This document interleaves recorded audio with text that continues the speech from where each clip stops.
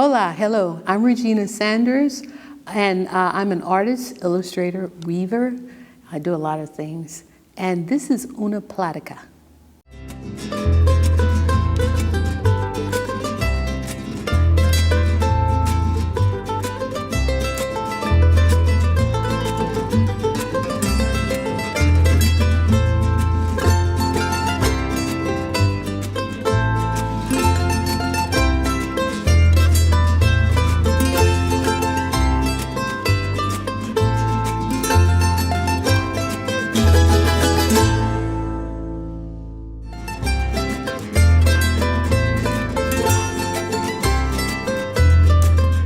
It's not so much what inspired me to become an artist, it's more that I have always been an artist. From an early age, my mother saw that I was drawing. There were 5 kids in a small house in Houston, Texas, next to a church, and all my grandmothers were alive, meaning that her mother and then her mother and her mother, so great and great grandmothers were there.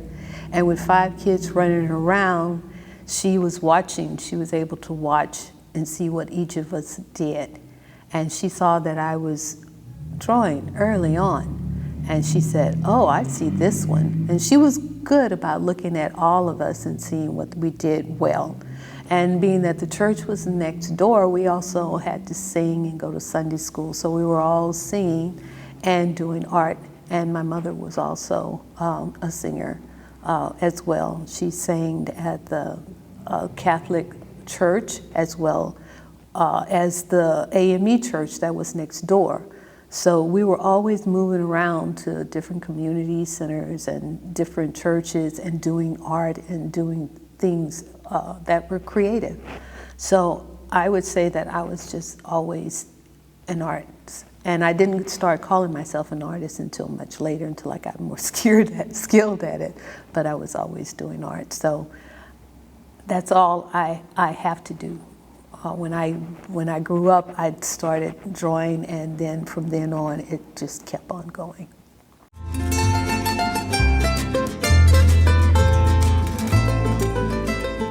My culture, I'm African American, and grew up, I'm 67, so I grew up in a very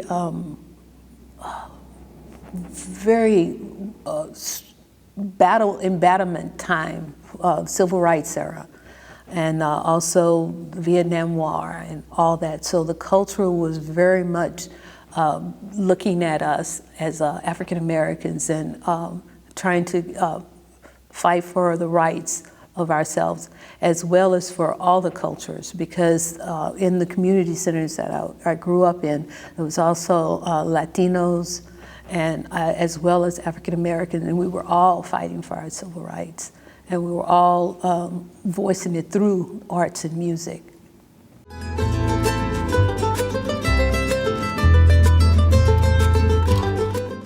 It is very important that you have the community centers like Centro Aztlan. That's what I grew up in. I grew up with Kuma House in Houston, Texas. I grew up working with the CETA program, which is community-based program in Houston, Texas. Again, from very early age, always making sure that we were aware of what was needed for the community and the diversity of the community. And that's what I did love about Houston. I am in love with San Antonio though. So I'm really happy to be here and raise my children here. So the culture of the Centro Aztlan, the culture, I was very amazed and happy with the acknowledgement of how they really work with the women artists and artists of all, male and female, but this was very important and very much something that needs to be voiced and viewed and kept alive.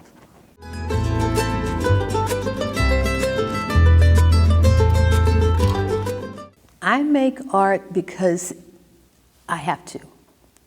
Art is communication. Art, again, is a voice for reason. It's a voice for education.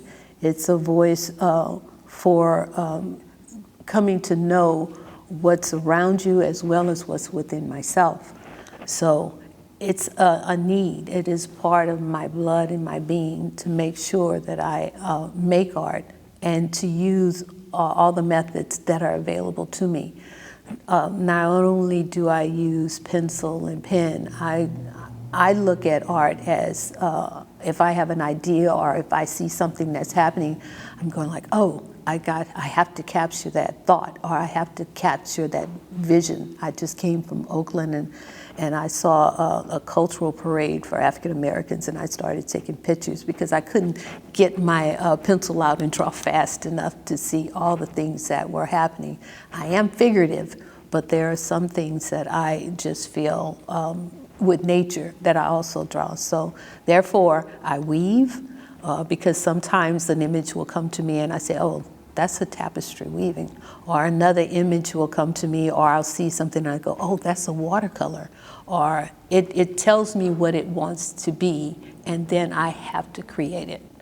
So it's something that's just innately part of me.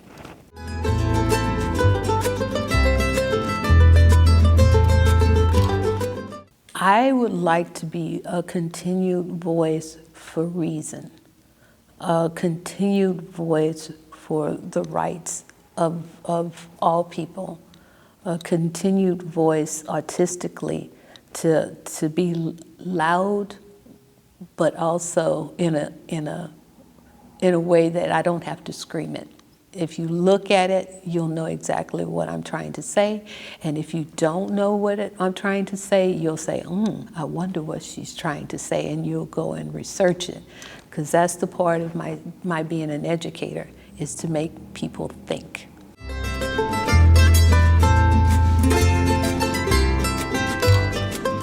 Know your craft. If you want to be professional about it, know your craft as much as you can. I'm not a person that's on social media, but I will be. I'm decided to do Instagram. I've just retired from teaching and also from education from the Southwest School of Art.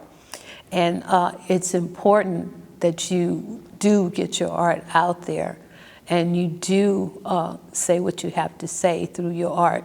But you have to know, don't just think that you can just do this simple thing and not be very much aware of how to get it across.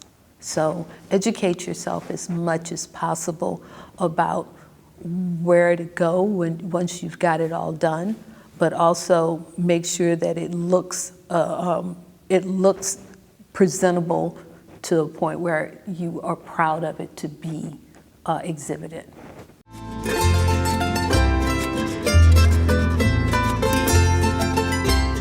My piece entitled Wisdoms from My Ancestors. This is a very special piece for me because lately I'm thinking about all my ancestors, and like I said, my grandmothers and my father and my mother, and not only that, the women of the church and the community of people that I grew up with, and a lot of them have passed on. And my daughter and I, and that's a picture, it's a portrait of my daughter and I, and we have tea every day, at least 2 or 3 times a day. And especially when the day is long and when you have a very hard day. My grandmother had a garden, and she would have mint all on the ground growing up in front of our little house, as well as her roses. But she said, go get that mint outside there, Regina. And I would go and get the mint, and we would have a hot cup of tea with lots of mint and honey. And I kept up the tradition with my daughter. And I started making mint and tea again after I got in my own house finally, and I could have my own pot of tea without, having to wrestle with my brothers or sisters or anyone else. And I had my son and my daughter with me, and we would have our quiet tea times.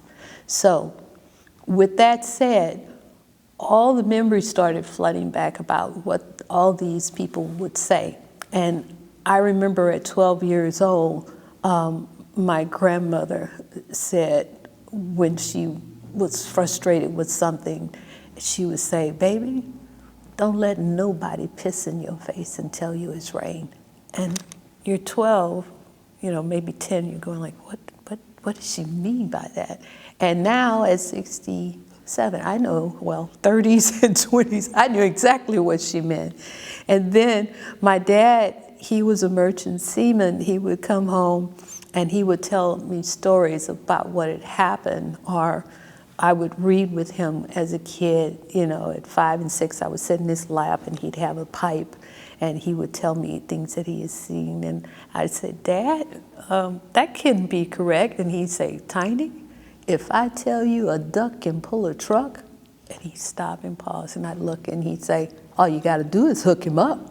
So I thought about it first, and then as you grow older, you laugh at these things, but they stay with you.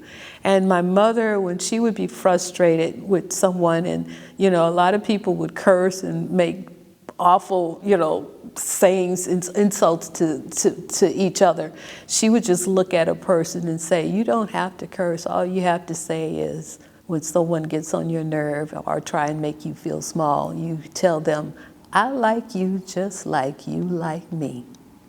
And it makes them think.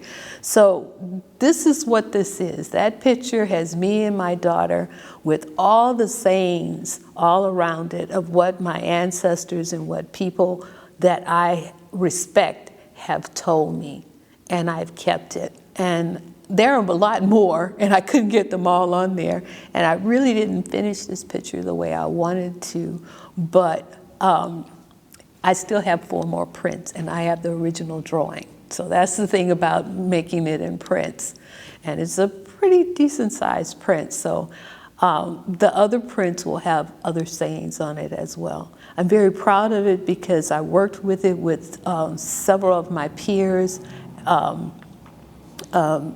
Vincent Valdez was one person that we did this kind of collaboration of a small workshop, a small workshop of artists, and he was part of it for the drawing. So I did the drawing, and then Margaret Craig, who was the studio chair for the Southwest School, she was part of the printmaking. So she actually, I had to print it out. And she actually went through the process of how you make a good print. This is why I say you have to know your skills. And then the other person, and she's passed, was Beck Whitehead. And I can't thank these people enough. And Beck showed me how to make the paper. So this paper is actually something I made that I actually printed on in the Margaret studio, learned how to use the brayers and all the and how to teleo print, and also how to draw and get the composition that I wanted to get and get the ideas across. So all of that was important, and that goes back to what I was saying in the beginning of learning the craft. And even if you don't know it, I'm not saying to become an expert, but know it enough to get what you want out of your ideas and get it down.